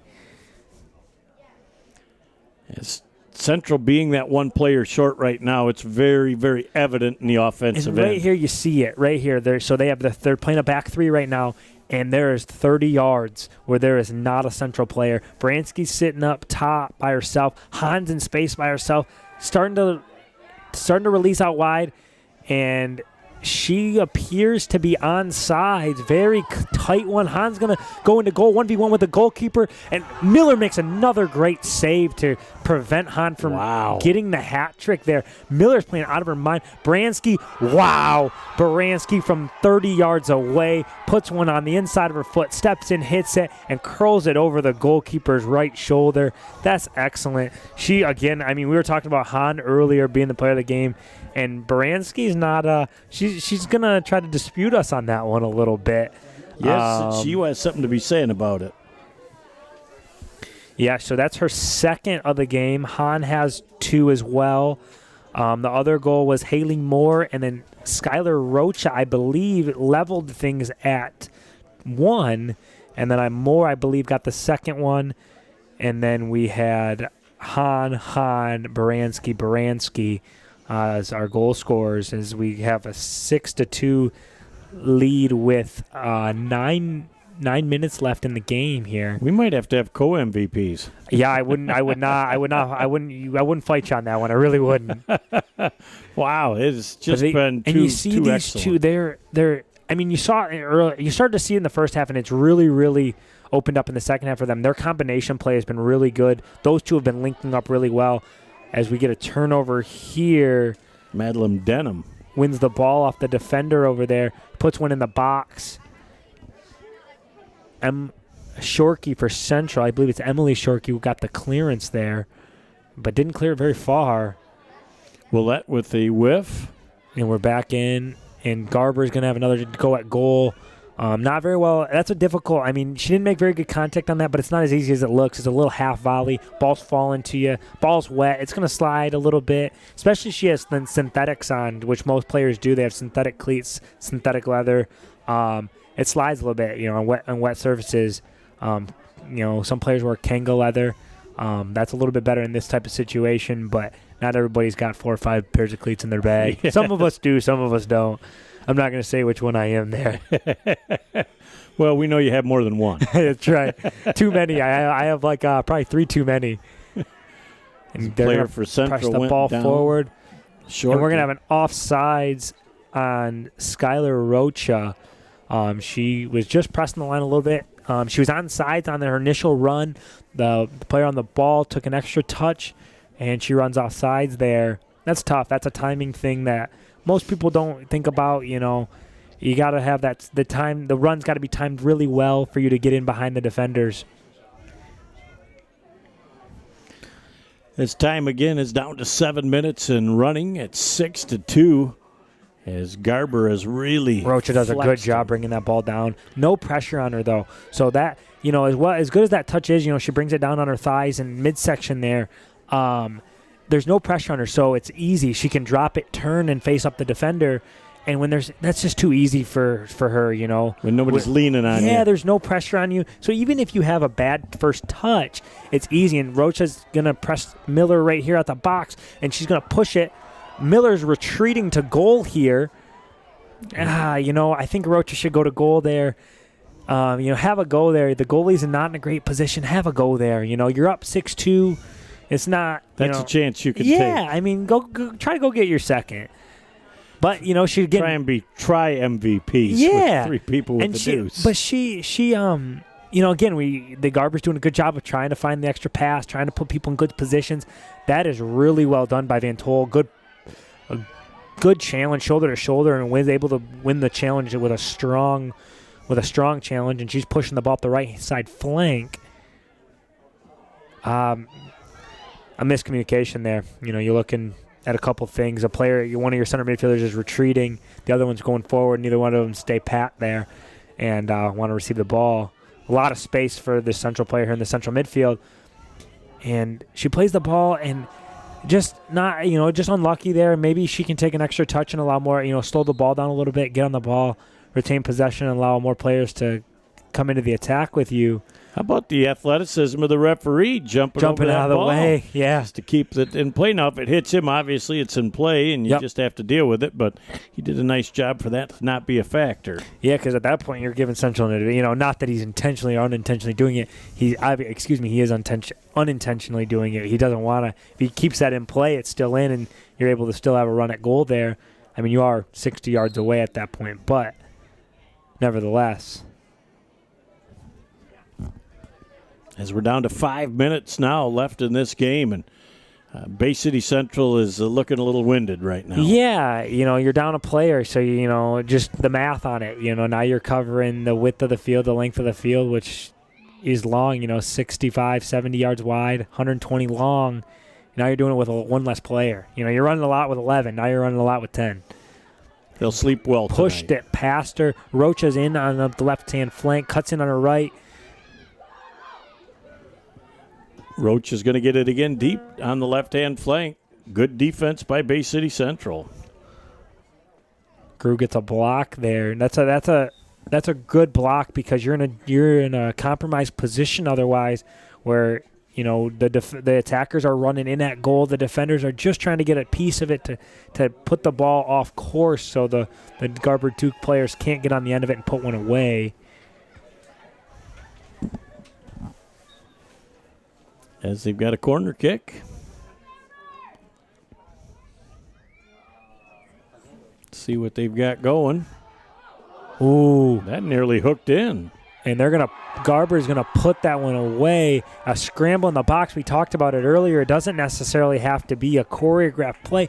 You just got to get one in the box and mix it up in there a little bit. And they did. Central, Garber almost hooked one in right away. Unfortunately, for Central, they didn't clear their lines well enough. I believe number 18 with that goal. It was either Funston or Dewan. I couldn't tell if it was 18 or 19. I believe it was 18, Dewan. Is it 7-2? 7-2 with just over 3 remaining. You just want to see Central play hard here. I know Coach Jacobs is going to preach that. He preached it when I played for him. He preached about it. Just always competing. Just giving everything you have on the field. And you want to, you talk to players about that. Young players compete. And I don't think that they're not competing. I think they're giving a good effort. They're tired right now. And Gru looks exhausted. She's jogging back here, and that's not the player that she's been all day. And Rocha has a great opportunity missed there. She wished she had that one back. She would have had a deuce for the game. We're going to have a goal kick here. She puts that one wide left. Looks like she tried to, just didn't quite, and she didn't quite get the contact she was looking for there. The Wolves have a goal kick that Rocha might pick up again, but she doesn't. Dewan is 60 feet away with a shot that Miller's just going to let roll wide, and Central will get the kick. So Miller's done a pretty nice job in the goal since she got there for Galoner. Yeah, I mean, she gave up the pen and then 2, but she's made some really good saves that have, really kept this lead from stretching.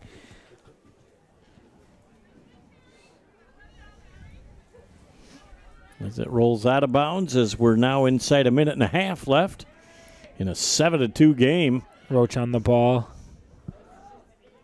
Plays into Dewan. Gru wins the ball here. Looks like he'll go step over there, but Dwan does a really good defensive job. Again, really strong challenge by both players. Tough there. Tough call there. You know, it looks like you're going to let, a physical battle go on. You let it go on the first time. They're probably a little excessive there on the second one. Grew gets called for the foul as we're just rolling under a minute here. I thought that Jacek was going to take that kick. It's Walker going to Walker. He steps up. Central's line looks really flat right now. It doesn't look like they really have a mark on everybody. And number 20 swings it in, and Miller catches. Number 20 was Denham. Miller's punts drops just inside their half. Garber picks it up just inside their defensive half.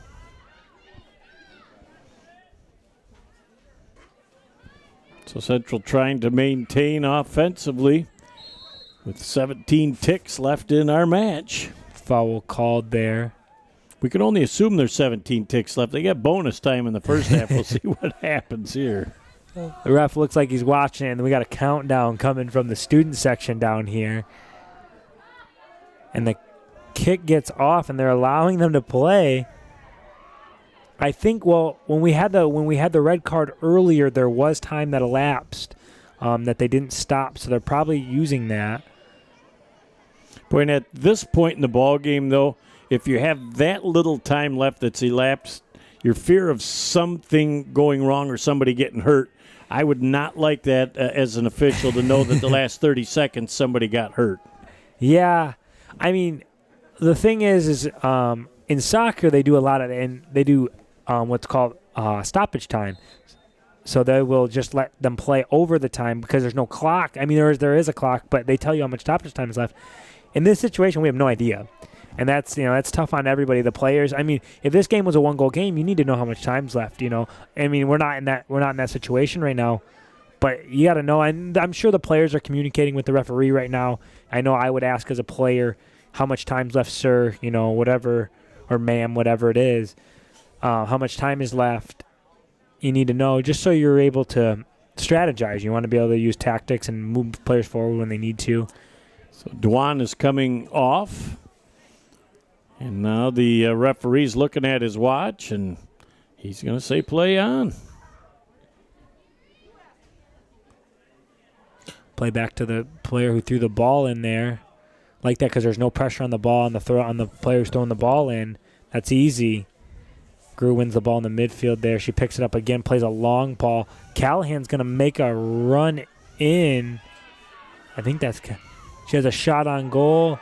And a great save by the goalkeeper for Garber. Makes a really good save to her right-hand side near post. A little diving save there by Shorkey. Yep.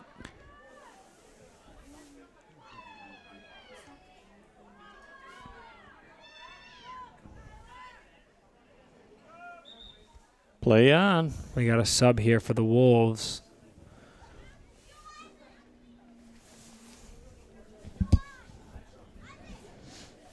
Looks like Rodriguez coming in.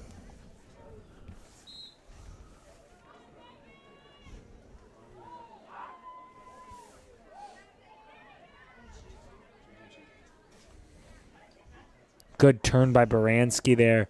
And she slides and plays one forward. And they call, I think it's offsides on Hahn. And she was off to the races again.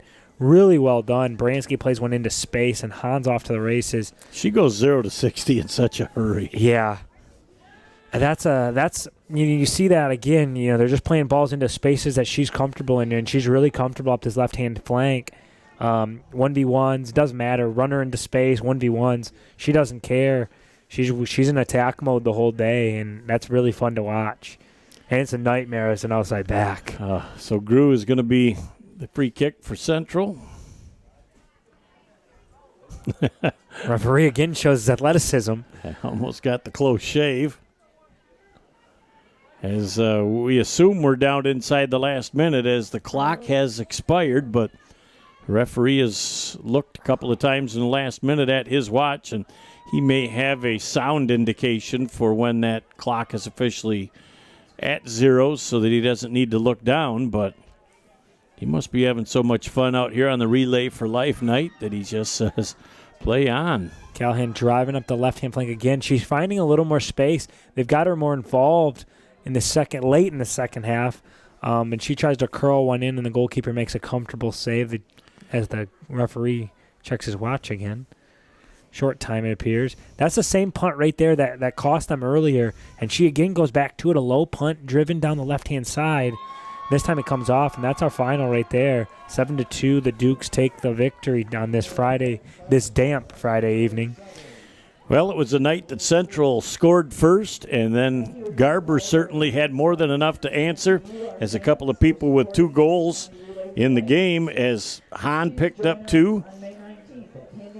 Baranski had 2, so a great offensive night for the Garber Dukes, and I think one of the differences in this match tonight was the depth of Garber. Yeah, and I agree. They were able to make line changes, and then it's just up top they had more explosive players. They had more really technical players. You saw Baranski and Hahn, for me, were really the difference makers. They both obviously it's easy to say that because they have 2 goals. But it's just their effect on the game. Hahn is really putting pressure on that back line all night long. Baranski did a good job of controlling the midfield, was able to win individual matchups. And you didn't see that out of Central this evening where they did fine in the back. They had defenders that we talked about, Willette and Grew, where they were able to do some good things. But you can't, you're not winning games, winning matchups in the back. You got to be able to put goals on the board. And, obviously Cassidy Barry was able to put one away, but, and so was who scored the other one for them? Willette scored the penalty. And, that's great. You want to be able to have that, but you need to be able to win play. You need to have individual matchups. As much as it's a team-based game, you got to win individual matchups, and you got to have talented players up top. And not that Central doesn't. Garber's defense just did a good job of really suffocating those players tonight. And I think the other word that really surmises Garber's effort tonight is unselfishness. Oh, absolutely. I mean, Hahn could easily win for the third, and she found Baranski for Baranski's first goal. And then Haley Moore did a good job of moving the ball up top tonight. And then who else? I mean, you had Hahn, Baranski. Those are really the 2 that stick out. But the whole team really moved the ball really, really well this evening. From the back line, they were able to play out. They played out more than Central did. They were able to complete more passes out of the back, and we're not under as much pressure when they receive the ball in the midfield. And for me, that's the difference. In a 7-2 final here on the Relay for Life game at Garber Field, under the lights in front of a great crowd. Rain kind of returned at the end, but Colin, it was indeed a pleasure to stand next to you, and I learned a little more about the game, and I appreciate your expertise and willingness. It was a pleasure to come out here, watch a good soccer game. It was a pleasure meeting you guys, and I had fun doing this. Thank you for having me. And you stayed warm and dry, and that's another double bonus. That is the double bonus right there. I got to watch good soccer, and I was warm and dry. All right, on behalf of the whole crew, I'm Jeff Doan along with Colin Weber, Jared and Natalie Doan on the cameras, and Nick Page producing and directing. Have a great night, and we'll talk to you soon. AAA Transport and Limousine is the Great Lakes Bay region's most reliable and requested service. We provide many types of transportation services, from non-emergency medical, wheelchair accessible, school transport services, and shuttle services. Our company strives to provide exceptional service to our customers. Our services are tailored to each person or company's specific needs. For the last 10 years, we have pushed the mark higher and higher to give the best service possible. Rest assured that you are in safe hands when you ride with AAA Transport and Limousine.